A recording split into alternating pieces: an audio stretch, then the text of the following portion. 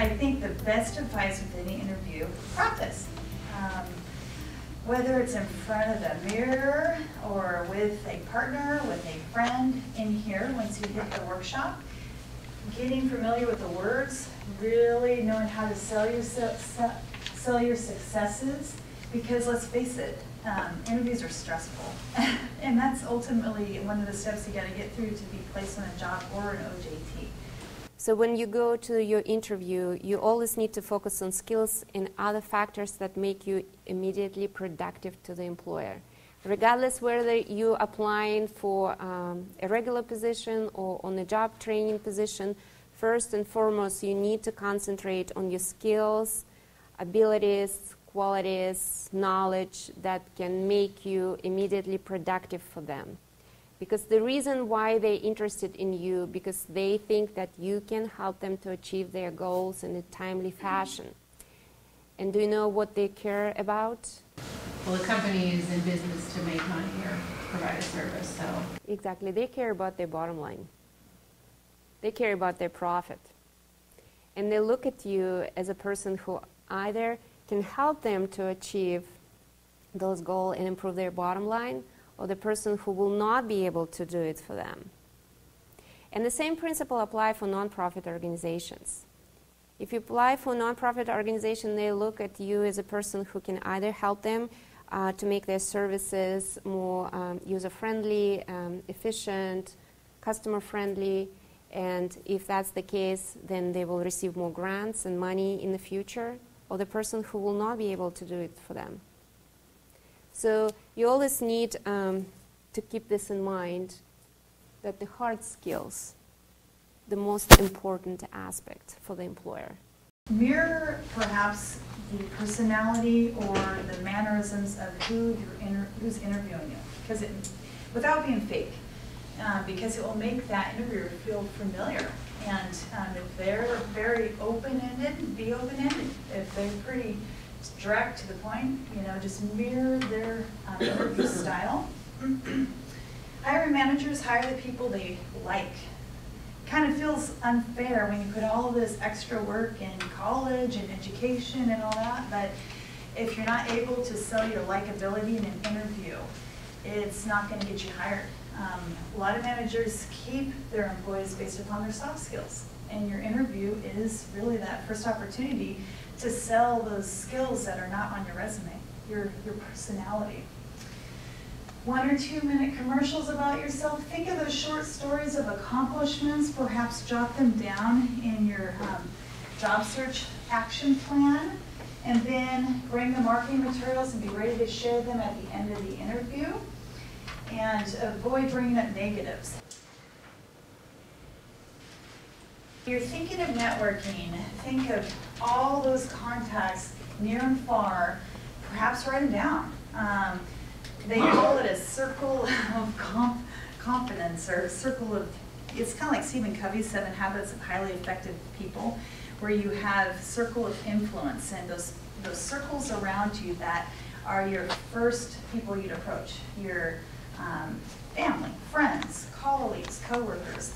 Second circle, perhaps past employers, supervisors, colleagues, subordinates, and then the circles keep adding. So the internet contacts, perhaps people you don't talk to every day, but you know through social media. Mailing lists, I don't know, but mailing lists of groups that you belong with, perhaps who you volunteer with, and all of the people your contacts know. So that's the beauty of LinkedIn, because it's friends of friends, it's public, and don't discredit those opportunities for networking that you wouldn't even thought of. People have a genuine interest to help, and when they hear that someone's looking for work, they may know, like in that job search workshop, the high-tech networking, many times people bring leads for other job seekers in the workshop. So in a way, we've been talking about the hidden job market today. And what that means is when you look for the employer, instead of employer is looking for you, it's when you approach the hidden job market. It's the market that's hidden from our eyes, but which exist, and 80% of all positions are filled without employer advertising. When you look at those statistics, it's kind of shocking, right? Because majority of us probably concentrating on traditional market, which is only 20%. Successful hidden job market candidates are able to connect with the employer's network. When you just call them, it's called cold calling if you don't know anybody. But when you connect with the employer because somebody gave you a referral, you increase your chances of being selected maybe first for informational interview and maybe for interview for a job in the future. How many of you are hired through a friend of a friend? And you didn't apply through a job that you saw online. It was perhaps a friend that you got an interview with, you linked in, you talked to them, you informational interviewed, and it led to a job opportunity.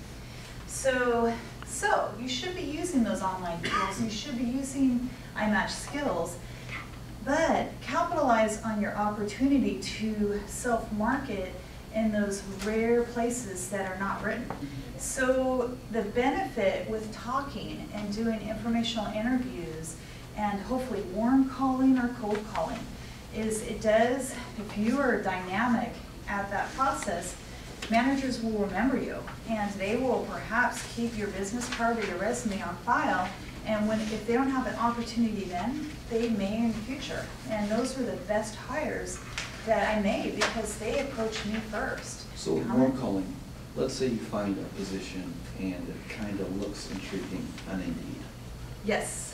You find out who the hiring manager, the HR person is. Do you cold call them through your LinkedIn network and say, hey, I was looking at this job, I just wanted to see how, is that like acceptable format? Yes, and it feels a little bit intimidating and perhaps assertive, because you're calling them.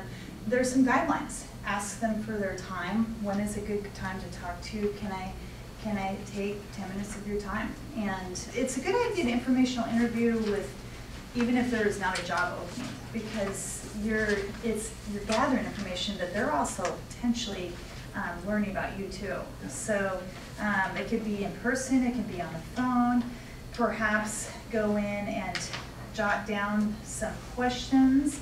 So on the back it says questions to ask as you're gathering information. So such as type of positions most often found in this career field. So informational interviewing is different than cold calling. You're gathering information in an informational interview. It could lead to a future network. It's a networking opportunity. Cold calling, or what I'd rather say warm calling, is when you have a friend of a friend or they have a job lead, and like your example, and you're calling them, you have a resume, and it's more you want to get hired there. But a way to think of the hidden job market is you have a competitive advantage. You may be just one person that's approaching them through a warm lead. And they, as compared to applying online or to a job listing, multiple people are applying for those job listings. So when you approach someone through a warm lead and they may or may not have a job, you could perhaps open the door for a future job. So it's really being able to, it gives you empowerment to do their research the company, and there's potentially less competition because it's a non-listed job posting.